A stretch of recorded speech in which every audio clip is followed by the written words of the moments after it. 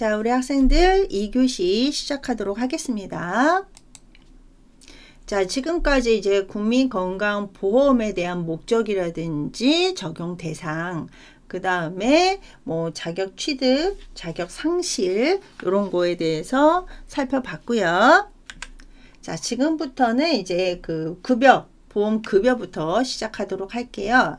자, 보험 급여 같은 경우는 앞에서 얘기한 것처럼 우리는 현물 급여가 기본이기는 해요. 근데 이제 급여 기준이 이제 가입자나 피부양자의 요거는 계속 나오는 거죠. 네. 여기까지는 외우셔야 됩니다. 질병 부상에 대한 예방, 진단, 치료, 재활과 출산, 사망 및 건강 증진에 대해서 그 법령이 정하는 데에 따라서, 그래서 이제 법에 따라서 현물급여냐, 현금급여냐, 부가급여냐, 선별급여냐, 뭐 이런 식으로 이제 법령으로 정해놨단 말이에요. 그 법령이 정하는 바에 따라서 공단이 현물이나 현금 형태로 제공하는 서비스를 보험급여라고 한다라고 정의가 되어 있고요. 자, 그 다음에 현물급여 같은 경우는 제가 서비스라고 얘기를 했잖아요. 그래서 이제 가입자나 피부양자에게 요양기관을 통해서 직접 의료 서비스를 제공하는, 그래서 요양급여하고 건강검진을 우리가 기본적으로 현물급여라고 하고요. 현금급여 같은 경우는 말 그대로 이제 돈을 주는 거잖아요. 현금을. 그래서 우리나라 건강보험의 보험급여에 주는 현물급여다. 그리고 예외로 이렇게 현물 주겠다라는 거는 요양비라던가 그 다음에 본인 부담금 보상금이 있어요. 그래서 우리나라는 본인 부담 상한제라는 게 있죠. 그래서 금액을 딱 정해놓고 여기보다 많이 본인 부담을 냈다라고 하면 이제 그 보상금 차원에서 돌려주는 현금 급여가 있습니다. 자, 그리고 장애인 보장구 급여 같은 경우는 이제 거의 대부분 이제 그 장애인 분들이 필요한 보장구를 이제 구입을 하시고 나중에 급여비를 청구하는 이런 경우가 있기 때문에 이것도 현금 급여로 이제 정해서 지급을 해 주겠다라는 얘기입니다. 자, 그럼 얘를 조금 자세하게 알아볼까요? 자, 보험급여의 형태, 종류 이렇게 보시면 자, 이렇게 현물급여는 요양급여하고 건강진단이 이제 기본이라고 했잖아요. 예, 그래서 요양급여에 이제 분만급여가 들어가게 되는 거고요. 건강진단 같은 경우는 우리 이제 2년에 한 번씩 하는 일반 건강검진, 이제 앞에서도 배웠었죠. 2018년도부터는 20세 이상 이제 일반 건강검진이 이제 법적으로 정해져 있고, 그 다음에 암검진, 그 다음에 의료급여, 생애전환기 검진, 그 다음에 영유아 건강검진, 요 건강진단에 대해서는 뒤에서 한번 더 살펴볼 거고요. 거기에다가 기본적으로 예방접종, 그래서 예방접종 같은 경우는 필수 예방접종이 이 현물급여에 들어간다라고 생각하면 되고요. 자, 현금급여는 아까 요양비 있었고요. 그 다음에 본인 부담 상한제에 따른 본인 부담금 보상금이 있었고, 장애인 보장구 급여비가 있었죠. 거기에다가 요게 하나가 더 들어갔죠. 분만비, 이렇게 해가지고 현금급여가 있고요. 그 다음에 이제 우리가 법에 의해서, 법령에 의해서 한다라고 했어요. 그래서 이제 기본적으로 법정급여는 이런 것들이 다 포함이 되고, 부가급여로 해가지고는요, 여기 임신 및 출산 진료비, 요거는 매년 금액이 조금 이렇게 정부가 이제 또 바뀌는 거에 따라서, 아니면은 그때그때, 우리나라는 아무래도 출산 절벽 시대에 살다 보니까 지자체에서마다도 이렇게 뭐 임신했을 거나 특히 이제 출산했을 때에 그 추가적으로 더 돈을 주는 지자체 뭐 이런 데도 있고 그러잖아요. 이렇게 이제 부가급여가 있고요. 그 다음에 상병수당이 있고, 그 다음에 장제비 같은 경우도 이제 부가급여로 해서 이제 지급되는 이런 것들이 있습니다.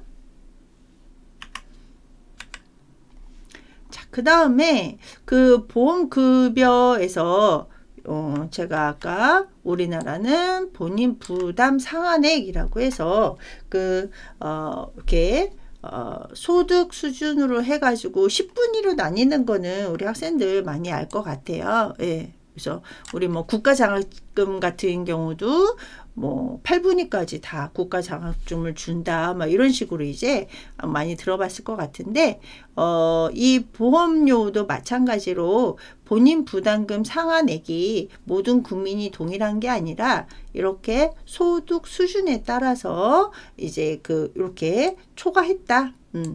그리고 2022년 같은 경우는 요양병원 이렇게 보면 이렇게 달라져 있어요.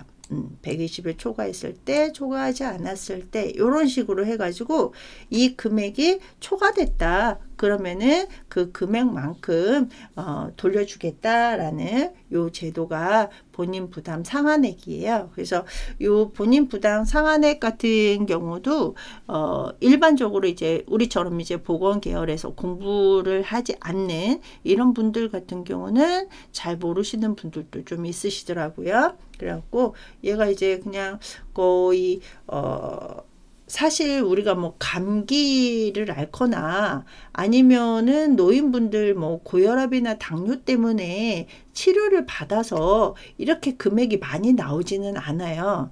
그래서 본인 부담 상한액 같은 경우는 기본적으로 이제 장기 입원하시는 이런 데에서 이제 요게 많이들 말이 나오거든요. 그래서 거의 대부분 이제 요양병원 같은 경우는 한번 입원하시면 특별한 일이 없는 이상 거의 뭐 사망하실 때까지 요양병원에 입원하시는 분들이 많다 보니까 이 본인 부담 상한액이 좀 요양병원에 많이 적용되는 이런 경우가 좀 있습니다. 그래서 이런 게 있다라는 거 기억을 좀 해주면 되고요. 이렇게 이제 조금씩 금액이 달라져요. 요 상한액도. 그 다음에 분위에 따라서도 달라진다. 네, 그래서 5분위까지. 그 다음에 10분위 같은 경우는 굉장히 금액을 많이 해야만 본인 부담 상한액에 이제 들어간다라는 거. 근데 이거는 뭐 당연한 것 같아요. 우리 사회보험의 목적 중에 하나가 또 사회연대 이런 것들이 있기 때문에 이제 많이 버시는 분들은 본인 부담 상한액이 뭐 금액이 적다고 해서 큰 의미가 없기도 할 것 같고요. 네. 그래서 1분위 같은 경우는 요 금액이 넘으면 나머지는 돌려주겠다. 이런 식으로 되어 있습니다. 자, 그 다음에 보험급여 형태라고 해가지고 얘도 이렇게 구분을 하면 될 것 같아요. 이렇게.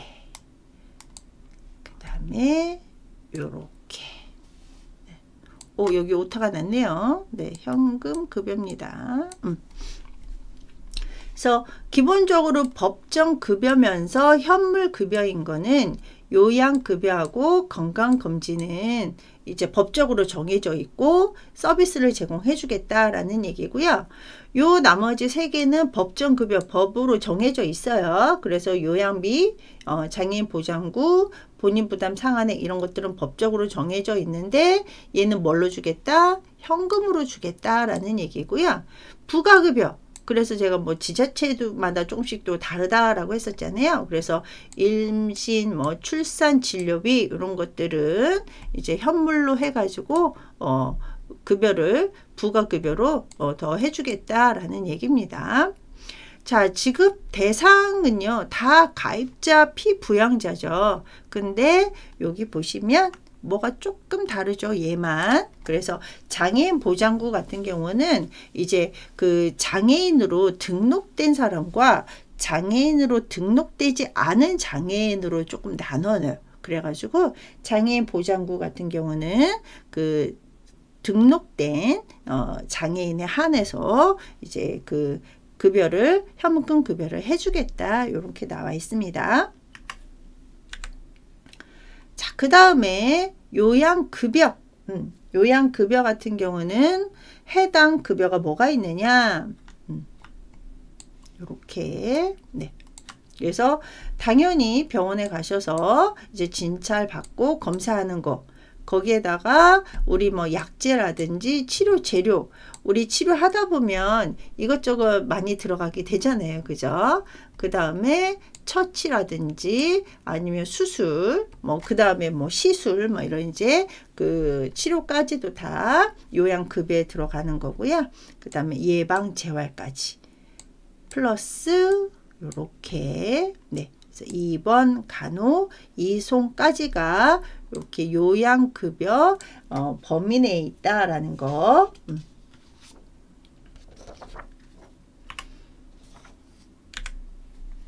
자, 그 다음에 건강검진. 자, 건강검진은요, 질병의 예방, 그 다음에 조기 발견, 그리고 조기 치료를 위해서 실시를 하는 게 건강검진이다. 그래서 우리가 기본적으로 건강검진은 이렇게 4가지가 있습니다. 자, 일반 건강검진. 그래서 직장 가입자 같은 경우는 사무직 같은 경우는 이제 2년에 한 번이고, 사무직 이외의 직장인들 같은 경우는 1년에 한 번 건강검진을 받게 되겠죠. 그리고 20세 이상인 지역 가입자 및 피부양자가 일반 건강검진 대상이 되는 거고, 암검진 같은 경우는 뭐 매년 하는 건 아니고요. 해당 자에 한해서, 그래서 여기 6개 6대 암이거든요. 그래서 위암, 대장암, 유방암, 자궁경부암, 폐암, 요렇게. 그래서 예전에 이렇게 5대 암 검진이었는데 폐암까지 해가지고 6대 암 검진을 해요. 그래서 뭐 나이라든가 아니면은 위험도, 그러니까 뭐 가족력이라든지 이런 위험도라던가 아니면 성별에 따라서 이렇게 암 검진 대상이 있습니다. 그래서 요 암 검진 대상 같은 경우는 공단에서 통보를 합니다. 그래서 무슨 암 검진 대상자입니다. 올해는 뭐 암 검진에서 어떤 거에 해당이 됩니다. 이런 식으로 이제 통보를 해 줍니다. 그래서 얘 같은 경우는 이제 우리나라가 어쨌거나 암 발생률 1위가 위암이잖아요. 네.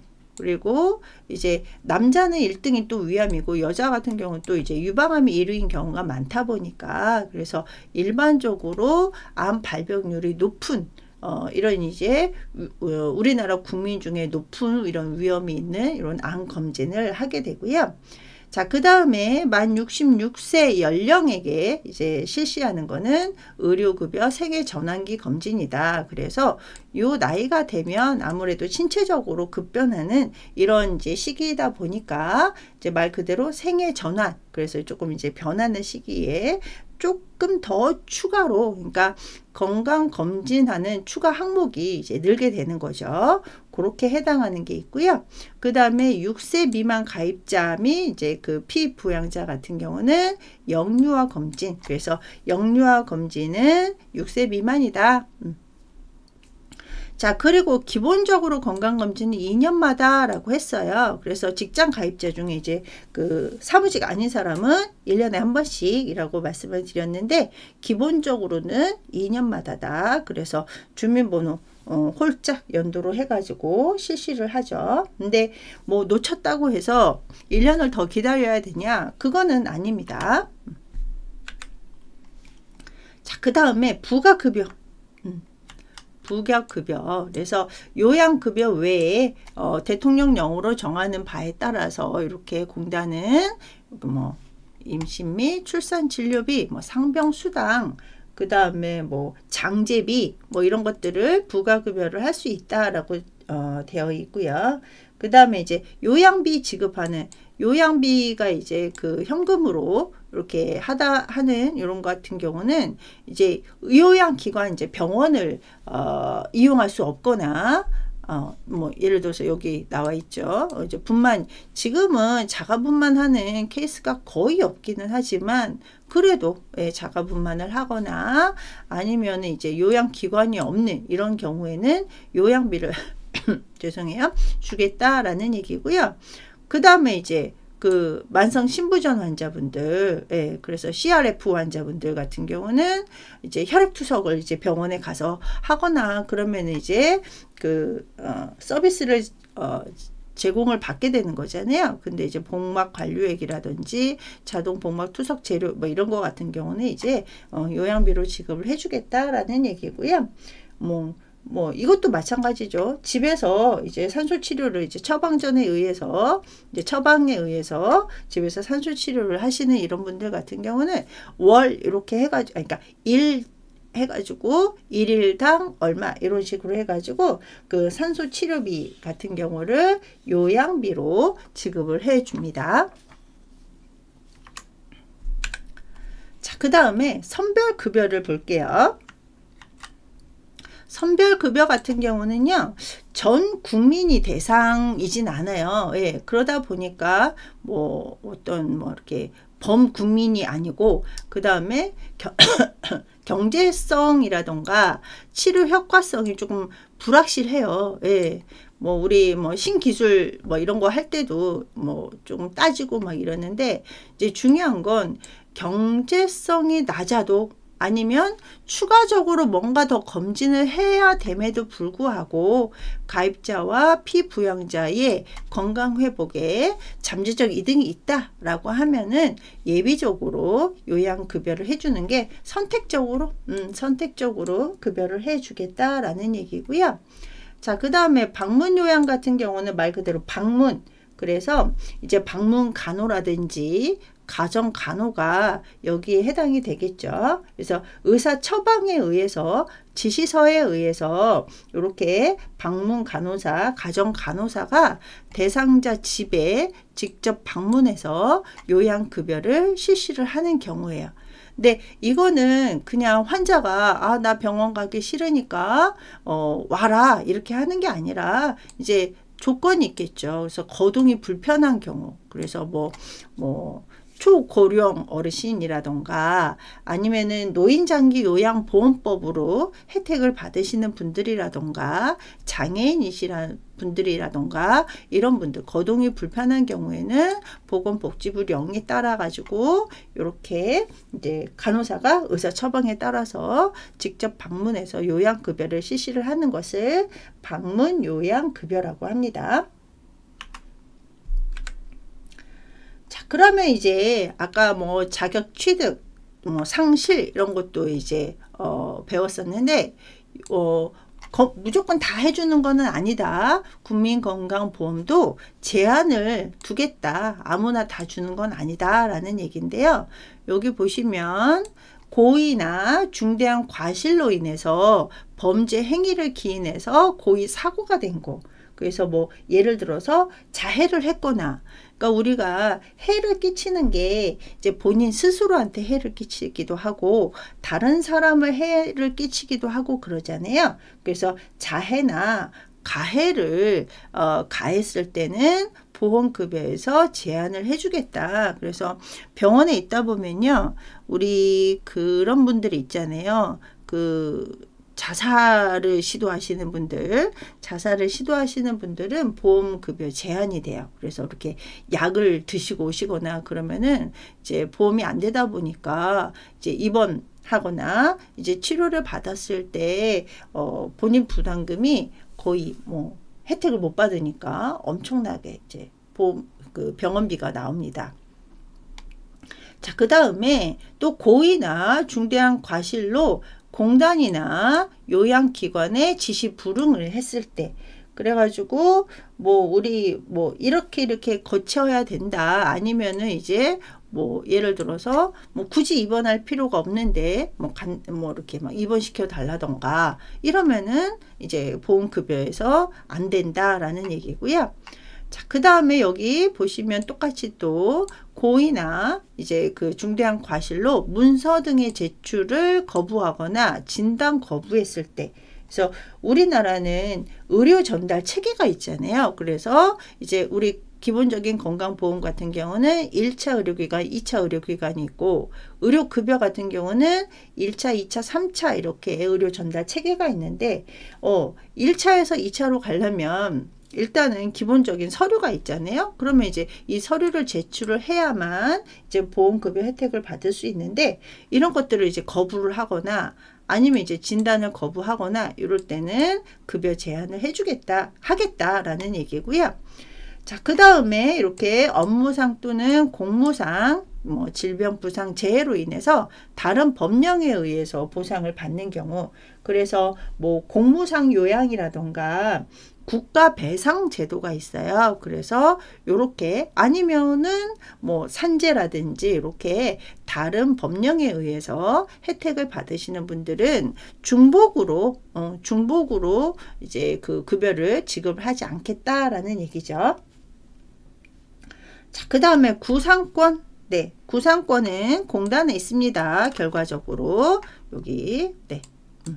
그래서 그 보험급여를 이렇게 했는데 나중에 봤더니 급여 사유 발생이 제3자 행위로 인해서 급여가 발생을 했다. 그러면은 그 3자한테 손해배상을 청구할 수 있는 권리를 구상권이라고 해요. 근데 우리가 보험료 지급을 의료기관에 공단이 하잖아요. 그러니까 구상권은 환자가 갖고 있는 게 아니라 보험자인 국민건강보험공단이 이 구상권에 대한 청구권을 갖는다.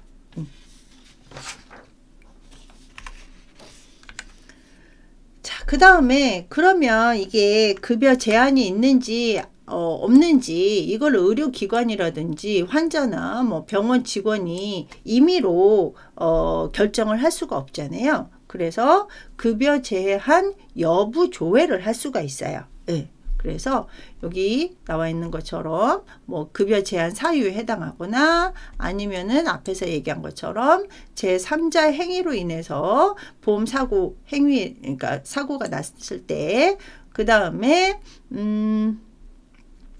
이 요양기관은 급여를 실시하되, 그러니까 뭐 이거 여부 없다고 그래서 환자를 계속 기다리게 할 수는 없잖아요. 그러니까 이제 요양급여, 그러니까 진료는 계속 실시를 하되 지체 없이 급여 제한 여부 조회서를 공단에다가 조회를 해라 라는 얘기고요.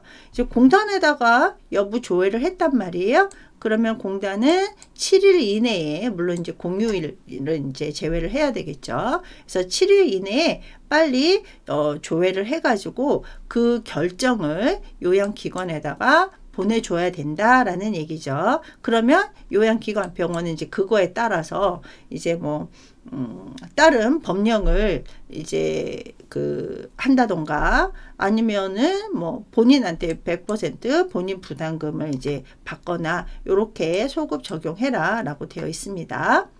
자, 그러면 급여 제한 여부 조회 대상은요 요렇게 되어 있어요. 요럴 때는 조회를 해서 그거에 맞춰서 소급 적용해라 라고 되어 있습니다. 자, 교통사고는 사실 뭐 피해자와 가해자가 있는 거잖아요. 그럼 이제 교통사고 같은 경우는 뭐 자동차 보험으로 뭐 혜택을 한다던가, 그 다음에 이제 폭행사고, 아까 가해는 안 된다고 했었어요.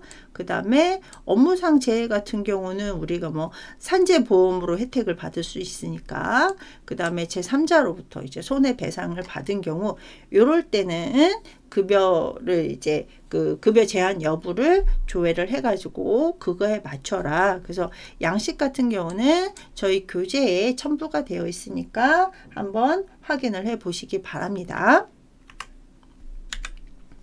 자, 그 다음에 요양급여 일반적 원칙이 있어요. 아까 그 제한되는 거 말고는 다 되느냐, 요게 아니라 어쨌거나 요양급여는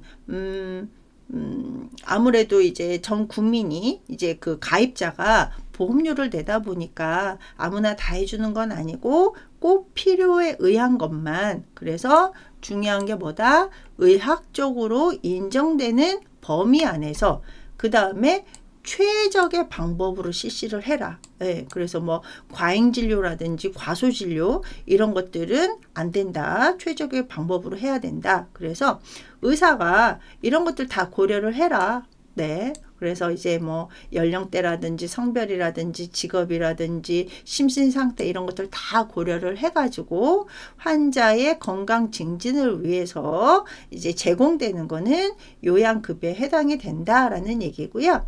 자, 그 다음에 약제가 있어요. 약제 같은 경우는 뭐 아무거나 다 안 되는 거죠. 그래서 이제 요거에 그래서 허가가 된 그 다음에 허가가 돼서 신고가 된 사항의 범위 안에서 환자의 증상에 따라서 적절하게 처방하고 투여한 것을 이제 약제 지급을 해주겠다라는 얘기고요.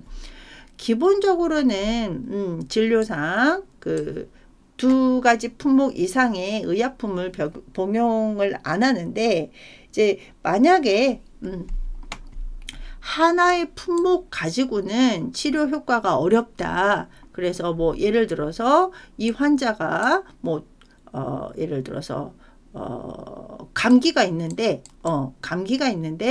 감기뿐 아니라 감기에다가 그러니까 감기는 호흡기계 질환이잖아요. 예. 근데 호흡기계 질환에 감기에다가 또 다른 질병이 있어요. 예를 들어서 뭐 다른 뭐 만성 질환이 있다. 그러면은 요 만성 질환하고 같이 치료를 해야지만 이것도 효과가 있다라고 하면은 이제 2가지 품목 이상의 의약품을 복용을 하도록 되어 있습니다. 자, 보면 이런 거는요. 예. 약 같은 경우는 여기 보면 유효 성분도 있고요. 뭐 허가일도 있고 허가 받은 것만 해당된다라고 했잖아요. 그리고 전문의약품이냐 일반의약품이냐 이런 식으로 되어 있고요. 요 밑에 뒤에 보면 이제 여기 이제 빼놨는데 밑에 보면 뭐 효능, 효과, 뭐 방법, 뭐 이런 것들 적용 방법 이런 것들이 다 이렇게 있습니다. 그래서 요거에 따라서 처방을 해야 된다. 근데 얘 같은 경우는요, 이렇게 식약처에서도 이제 조회해서 확인할 수 있고요. 그 다음에 OCS 우리 이제 처방 전달 시스템에서도 조회가 가능합니다. 그 다음에 주사 같은 경우는 사실 거의 대부분 경구투약으로 약간 효과가 없는 그 다음에 응급 환자 같은 경우는 경구투약은 아무래도 이제 그 속발성이 아니기 때문에 빠른 치료 효과 기대가 어렵단 말이에요. 그래서 경구약 같은 경우 그래서 이제 요런 사람들한테는 주사가 적용이 되는데 자 보시면 요런 것들이 있잖아요. 예. 당류라던가 전해질 제제라던가 뭐 필수 아미노산 제제라던가 혈액 뭐 혈액 대응제 혈액 뭐 혈액 순분 제제 뭐 혈장이라든지 이런 것들은 필요하다고 인정이 되는 경우에만 하나다. 그래서 뭐 내가 지금 막 어지러운데 제대로 검사도 안 하고 나는 빈혈이야. 나는 빨리 혈액 맞아야 돼. 이런다던가 나는 지금 피곤해 가지고 이렇게 뭐 당류라던가 아미노산 제제를 맞아야 돼. 그렇게 단순 치료를 위해서는 그 요양급여 혜택이 되지가 않습니다. 그래서 꼭 필요하다라고 인정되는 경우에만 이런 주사가 이제 급여가 되고요. 치료 재료 같은 경우는요. 치료 재료는 이제 그 약사법이나 다른 법령에 따라서 허가 신고가 된 또는 이제 인정된 사항 이런 범위 내에서 하게 되는데요. 이 치료 재료 같은 경우는 저희가 그런 경우가 있어요. 그러니까 이렇게 마음대로 뭐 예를 들어서 뭐 우리 병원에서는 이 치료 재료를 3만 원으로 할 거야. 뭐 우리 병원에서는 뭐 얼마 추가로 더 할 거야. 이게 안 되고요. 그냥 상한 금액 안에서 실 구입가나 아니면은 정액제로 이렇게 치료 재료를 이제 급여 혜택을 받으실 수가 있습니다. 그래서 요거는 나중에 그 실무 2에서 2에서 조금 더 자세하게 공부를 할 거고요. 자, 그 다음에 2번 같은 경우도 진료상 필요하다고 그래서 뭐 단순 뭐 피로라던가 이런 것들 아니면은 내가 뭐 지방이어서 다시 올라오기 어렵다고 뭐 입원시켜도 이러면 이제 안 된다라는 얘기고요. 네. 의료 장비 같은 경우도 마찬가지로 이렇게 허가 받거나 신고한 것에 한해서만 이제 처방을 받을 수 있다. 그러니까 사용을 할 수 있고, 그 다음에 그거에 한해서만 요양급여 혜택을 받을 수 있다라는 얘기입니다.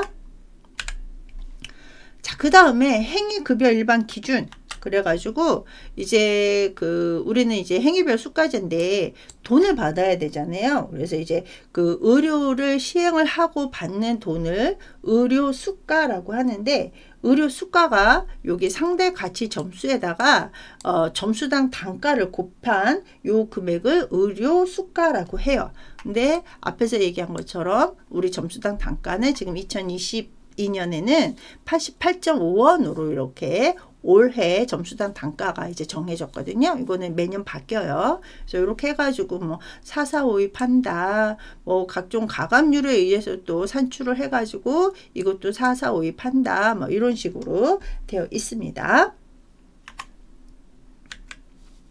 자, 상대가치 점수는요, 말 그대로 상대가치. 그래서 이제 병원급, 뭐 상급 종합병원급, 그 다음에 이제 뭐 전문병원, 뭐 이런 걸로 상대적으로 어떤 이제 장비라든지 의료인, 뭐 이렇게 다 달라질 수 있기 때문에 이 상대가치 점수를 조금씩 달리해서 부과를 해주겠다라는 얘기입니다.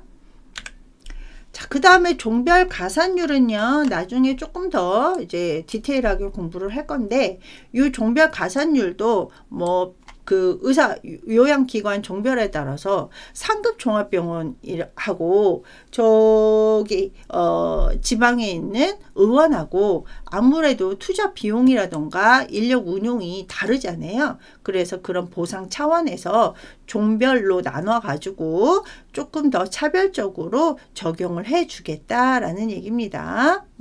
그래서 요 종별 가산율 계산 방법 같은 경우도 나중에 조금 더 자세하게 공부를 할 건데, 얘만 기억해 둡시다. 종별 가산율에 적용을 받지 않는 곳. 그래서 약국, 조산원, 그 다음에 보건기관인데 보건의료원은 제외예요. 그래서 보건소, 보건지소, 보건진료소, 그 다음에 정신요양병원, 그 다음에 사업장 부속의 요양기관, 이런 데는 종별 가산율을 적용받지 않는다. 그래서 종별 가산율 같은 경우는 여기 밑에 보시면 이거 나중에 제가 계속 반복해서 할 거예요. 왜? 시험에 많이 나오니까. 네, 그래서 종별 가산율이 30%, 25%, 20%, 15% 요렇게.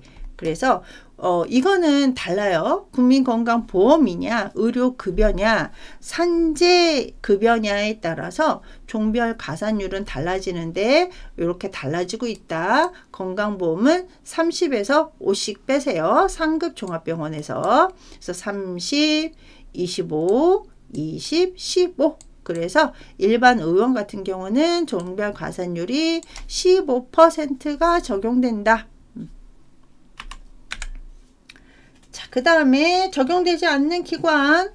그래서 여기 보면 약국부터 시작을 해가지고 나와 있습니다. 네. 그 다음에 얘가 또 우리 학생들이 또 헷갈리는 것 중에 하나예요. 네. 우리가 모든 의료 행위가 종별 가산율에 적용이 되는 게 아니라 얘는 의료 요양기관이라고 하더라도 얘는 종별 가산율에 적용되지 않습니다. 그래서 기본 진료로는 가산율에 적용이 되지 않고요. 그 다음에 보건기관의 진료 수가, 제가 의료원은 예외라고 했죠. 나머지는 이제 안 되고요. 그 다음에 약국 약제비나 치료 재료대 같은 경우도 아까 잠깐 얘기한 것처럼 그 상한 금액 내에서 실구입가라던가 혈액도 그렇고요. 그 다음에 이제 정액 수가 이렇게 해가지고 산정을 하기 때문에 이런 이제 약제비라든지 치료 재료대 같은 경우는 종별 가산율에 해당이 아니다. 자, 그 다음에 이제 차등 수가를 마지막으로 이번 주 강의 마치도록 할 건데요. 차등으로 해주겠다라는 얘기예요. 그래가지고 의사나 약사가 하루에 너무 많은 이제 뭐 환자라던가 아니면은 이제 약제를 하게 되면은 뭔가 좀 이제 그게 뭐 질이 떨어진다? 뭐 이런 식인 것 같아요. 그래가지고 이제 차등으로 해가지고 수가를 내주겠다라고 되어 있습니다. 근데 여기 보시면 의과 의원, 그 다음에 이제 병원, 종합병원은 차등 수가 대상이 아니에요. 그래서 이제 의원은 2015년도까지는 차등 수가를 매겼었는데요. 2015년도에 폐지가 됐어요. 그래가지고 지금 현재는 차등 수가가 적용이 되는 곳은 치과의원, 한의원, 보건의료원, 약국. 그래서 이제 약국에서 이제 이런 조제 건수에 대해서 차등 지급하겠다라는 얘기입니다. 그래서 기본이 75건이에요. 75건 이하는 100% 주겠다라는 얘기고요. 이제 90%, 75%, 50% 이렇게 이제 건당으로 해가지고 100건, 150건 이렇게 나눠요. 그래서 요거는 우리 학생들 교재 보고 좀 외워주시기를 바라고요. 그 다음에 차등 수가가 또 예외되는 이런 것들. 그래서 사업장 부속 기관 같은 경우는 이제 공휴일이나 야간 진료 시에는 이제 가산료가 적용이 안 되고요. 그 다음에 또 이렇게 공무원이라든지 교직원의 공무상 질병 또는 부상에 소요된 비용 산정은 산재보험법에 의해서 하기 때문에 이렇게 차등 수가에서는 예외된다라는 거 기억을 해주기 바랍니다. 그래서 차등 수가 같은 경우는 나중에 내가 다시 한번 이제 좀 짚어주는 시간을 갖기는 할 건데 어쨌거나 교재에 있는 거 한번 읽어보시고 암기하시기 바랍니다. 자, 이번 주도 수고하셨습니다. 다음 주에 만나요. 안녕.